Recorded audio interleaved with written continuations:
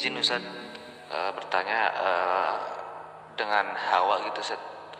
Apakah memang istilahnya Hawa yang kita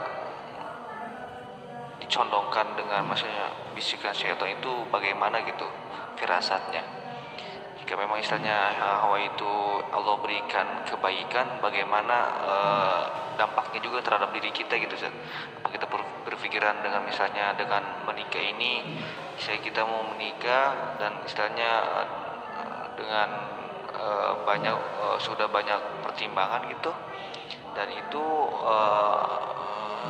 hampir kebaikan gitu, dalam artian akan menimbulkan kebaikan terhadap diri ini gitu. Bismillah, alhamdulillah, salatu ala rasulillah, la nabiyya ba'dah, amma ba'd, sallallahu alaihi wasallam. Terima kasih akhi pertanyaannya. Jadi kurang lebih yang terkait dengan Hawa, perlu Anda garis bawahi, yang berkembang di Indonesia umumnya itu Hawa sering identik diartikan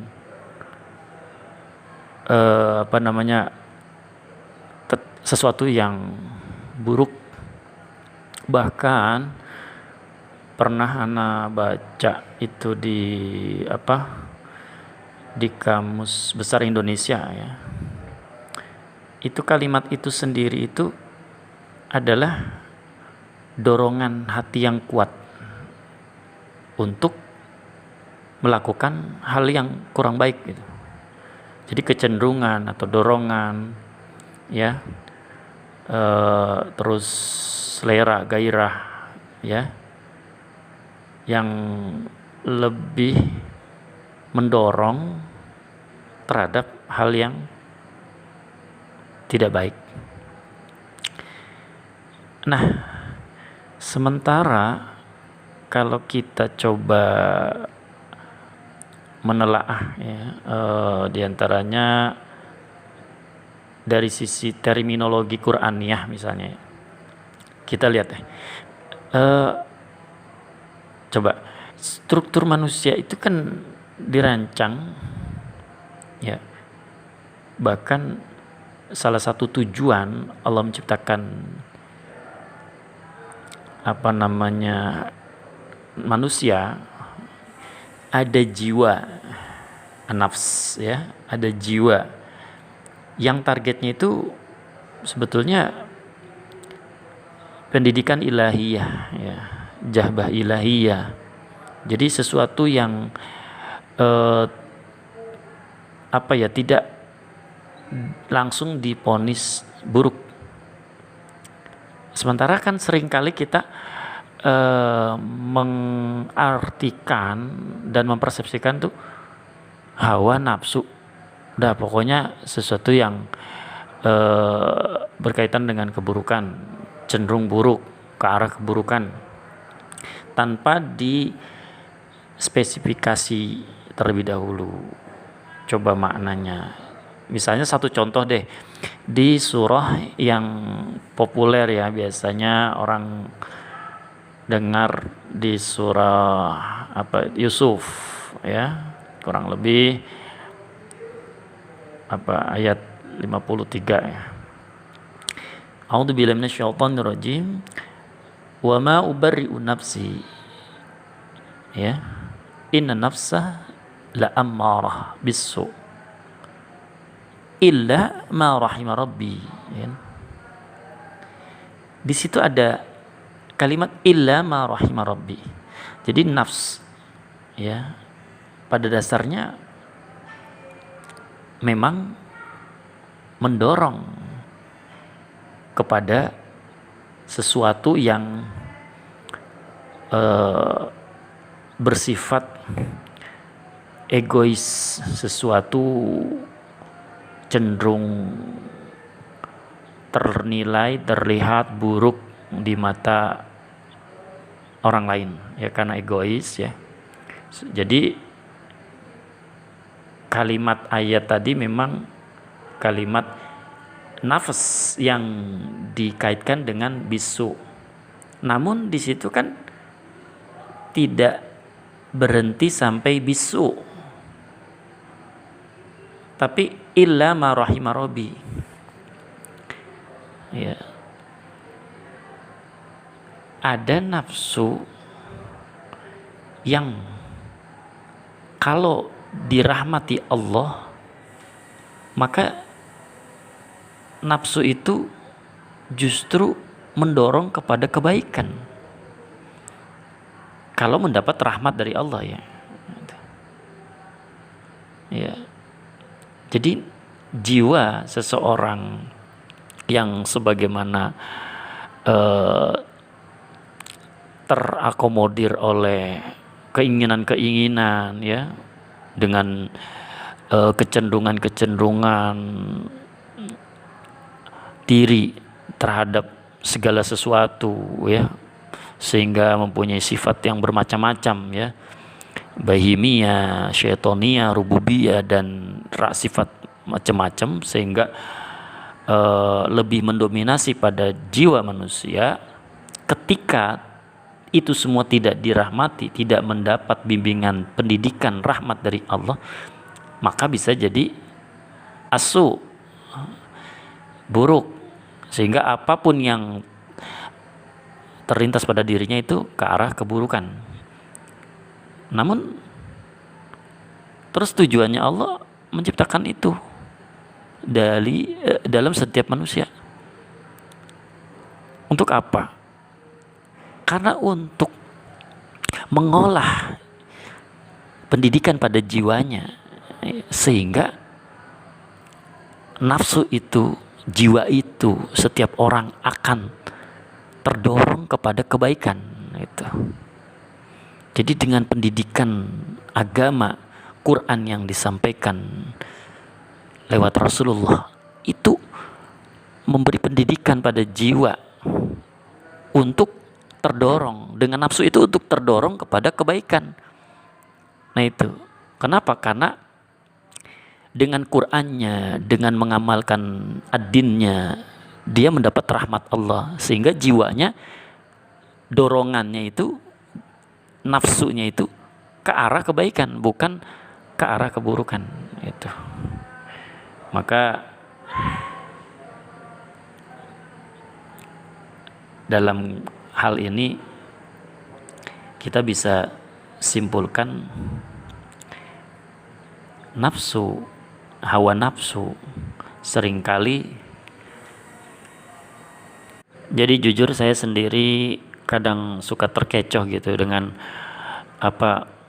terutama dari segi bahasa gitu kan, seperti tadi yang saya ungkapkan, dalam kamus besar bahasa kita itu cenderung langsung hanya ke arah keburukan gitu ya. Namun secara spesifikasi, ketika kita combine, kita koordinasikan, kolerasikan dengan ungkapan-ungkapan Qur'aniyah, ternyata istilah hawa nafsu itu dalam konteks Quran malah mewujudkan hakikat target pendidikan, ya. Aspek hawa dalam diri manusia berpasangan dengan apa yang disebut sebagai syahwat, sedangkan apa yang dimaksud dengan ammarah bisu dalam surat Yusuf tadi kan, itu nafs atau jiwa, hawa nafsu yang belum dirahmati, itu yang dianggap bisu, yang ammarah bisu, yang diponis keburukan, itu nafsu yang belum dirahmati, ya. Sementara nafsu illa ma rahima rabbi, kecuali apa yang nafsu, apa yang diciptakan Allah setelah dirahmati, maka tentunya punya dorongan yang tidak ke arah keburukan, justru malah mendorong kepada kebaikan. Memang nafsu pada dasarnya mendorong keburukan. Di situ terdapat dalam istilah an-nafsul ammarah, al-ammarah ya, yang dalam bahasa kita disebut istilah nafsu amarah gitu ya. Namun seperti dijelaskan dalam lanjutan ayat tadi, nafsu yang dirahmati oleh Allah menjadi nafsu yang sebetulnya bisa mendorong kepada kebaikan. Ya, di sini nafsu berperan sebagai motivasi, sumber dorongan kepada bisikan atau suara hati. Ya. Kondisi primordial manusia yang fitrah lah. Bahkan mempunyai nilai positif karena mendapat rahmat dari Allah ya. Nggak mungkin, karena justru itu dalam keterangan hadis pun itu yang dahsyat akan mendorong manusia itu masuk dan pantas dan layak menjadi penghuni surga gitu kan, karena rahmat Allah kan gitu. Nah, kalau indikasinya orang bernafsu untuk melakukan kebaikan ya, yang jadi nafsu yang dirahmati, indikasinya dia selalu ingin bergairah melakukan kebaikan. Jadi bisikannya tuh selalu ada pertimbangan, ini dampaknya Allah ridhoi atau tidak, ini sesuatu yang mendolimi atau tidak, dan sebagainya. Jadi selalu orientasinya positif kepada jalan yang benar, mencari suara hati. Kalau orang itu tidak, kalau sebaliknya ya, kalau orang yang tidak atau jiwa nafsunya tidak dirahmati, maka nafsunya akan membabi buta ya, membuatnya buta, tidak lagi berpikir baik atau buruk ya, benar atau salah gitu.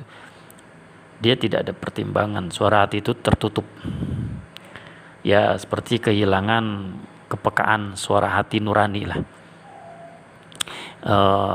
Bahkan mengganti dengan menuhankan hawanya ya, hawa nafsunya ya. Awal dari sikap tiranik yang muncul dari penuhanan hawa nafsu itu ya istilah face interest. Nah, maka kita teringat kalam Allah, janganlah kamu mengikuti hawa nafsu sebab itu menyimpangkan kamu dari jalan Allah ya kan. Jadi ada kolerasinya antara hawa nafsu dengan jauh dari Allah, jauh dari suara hati. Sebab setiap orang kan mempunyai potensi yang bisa disebut bertindak tiranik lah, yaitu ketika dia melihat dirinya cukup, tidak perlu orang lain.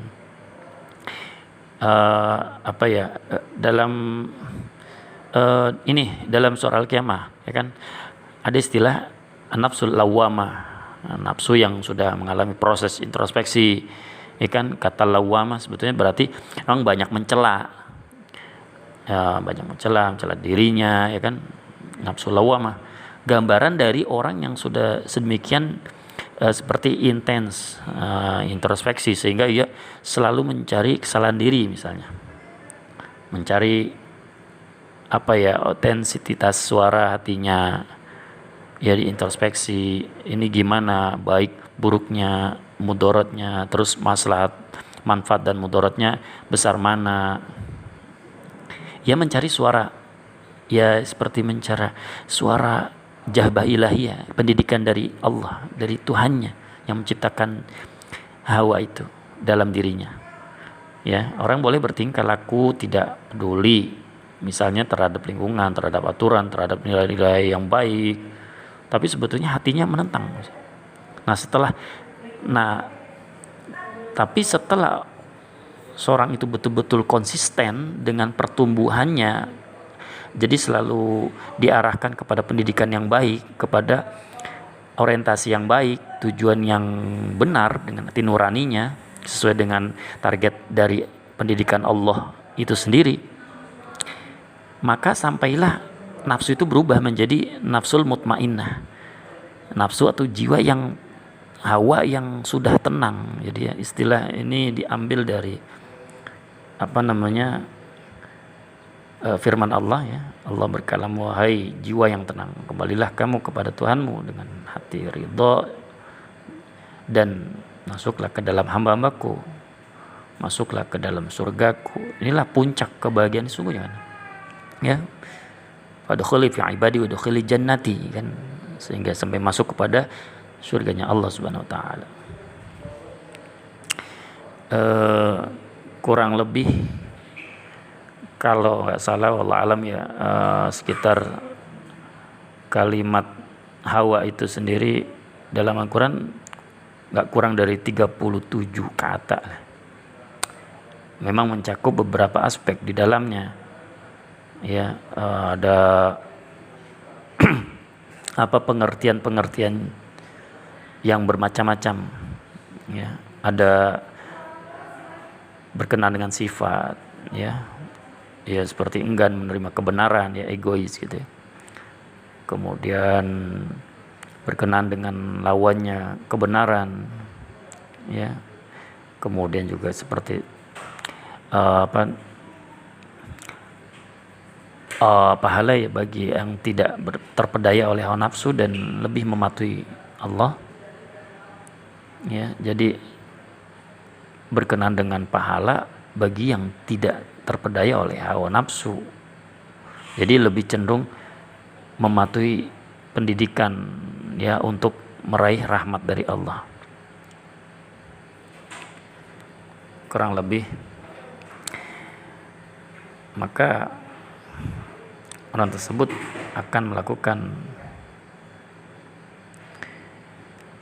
muhasabah ya. Jadi lebih kembali kepada apa, pendidikan Allah yang diabadikan dalam Al-Quran ya. Jadi walhasil kesimpulannya akhi, dari pertanyaan antum, Allah menciptakan segala sesuatu pasti ada maksud tujuan yang baik untuk makhluk itu sendiri.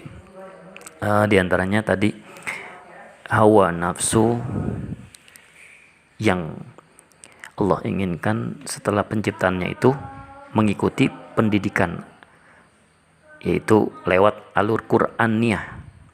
Jadi mengikuti pendidikan lewat alur Quran yang diwahyukan kepada Rasulullah, kemudian dijelaskan dengan lisan hadis Rasulullah. Nah, ketika mengikuti hawa nafsu itu, jiwa itu mengikuti alur itu, pendidikan yang Allah sudah berikan di muka bumi, Quran, kitab sucinya, kalamullah, maka illa ma rahima rabbi, dia akan masuk menjadi jiwa atau nafsu-nafsu hawa yang selalu mendorong, membisikkan ke arah kebaikan. Contoh misalnya, saya ada dorongan banget ke misalnya jenjang rumah tangga misalnya. Saya sudah merasa dewasa, saya sudah merasa butuh sekali ya sebagai makhluk biologis. Nah, kemudian dorongan itu diselaraskan dengan alur Qur'annya, dengan alur aturan pendidikannya dari Allah. Bagaimana caranya? Oh, lewat nikah dengan cara yang benar kan gitu. Ya kan? Nah, atau contoh lain misalnya ada dorongan, saya lapar sekali, saya harus makan, ya kan? Saya butuh suapan ini. Nah, ikuti lagi alur pendidikan dari Allah ya, melewati kalamnya. Nah, ternyata Al-Quran memberikan jawaban, makanlah, minumlah ya kan, halal yang thayyib dan sebagainya. Nah, maka dengan mengikuti alur pendidikan dari Allah itu, maka akan terbentuk jiwa hawa nafsu yang menjadi target dan tujuan Allah, yaitu masuk dalam ranah kasih sayangnya atau rahmatnya. Nah, ini yang kita butuhkan, yang kita harapkan. Kenapa? Karena kalau nggak ada dorongan juga akan sulit hidup ini. Tidak ada gairah hidup, tidak ada nafsu makan, tidak ada nafsu untuk melaksanakan sunnah seperti nikah dan sebagainya. Akhirnya tidak ada gairah sesuai dengan tujuan hidup Allah itu sendiri. Nah, ya kan, tujuan hidup Allah itu sendiri litaskunu ilaiha. Kamu sudah saya siapkan pasangan, sudah siapkan jodoh, siapkan lawan jenisnya untuk saling mengisi. Bahkan bagian dari sunnah Rasulullah. Tapi ketika nggak ada gairah, nggak ada nafsu, nggak ada dorongan hawa nafsunya, ya hawanya itu nggak ada dorongan kepada hal itu, ya. Makan juga gitu, makan kan kita butuhkan, ya, tapi tidak ada gairah, tidak ada dorongan, maka malas kita melakukan hal itu. Jadi ada tujuan Allah menciptakan itu semua, yang jelas sesuai dengan alur dan aturan yang Allah sudah terapkan. Nah, kalau pada trayeknya yang Allah terapkan, kita lalui dengan alur yang benar, ya, yang sesuai dengan Allah kalamkan dalam Al-Quran, maka insya Allah hawa kita selalu membisikkan dan mendorong kepada kebaikan. Nah, itulah yang kita ikuti, yang sesuai dengan kalamullah. Tapi kalau sebaliknya, maka an-nafsu al-ammarah bisu itu masuk pada golongan yang jiwa yang selalu mengingkari ayat-ayat Allah, ya, jiwa dan dorongan yang nantinya akan tidak tenang. Kenapa? Karena selalu mendorong kepada keburukan. Naudzubillah. Nah, ini kurang lebihnya wallahu a'lam bishawab. Assalamualaikum warahmatullahi wabarakatuh.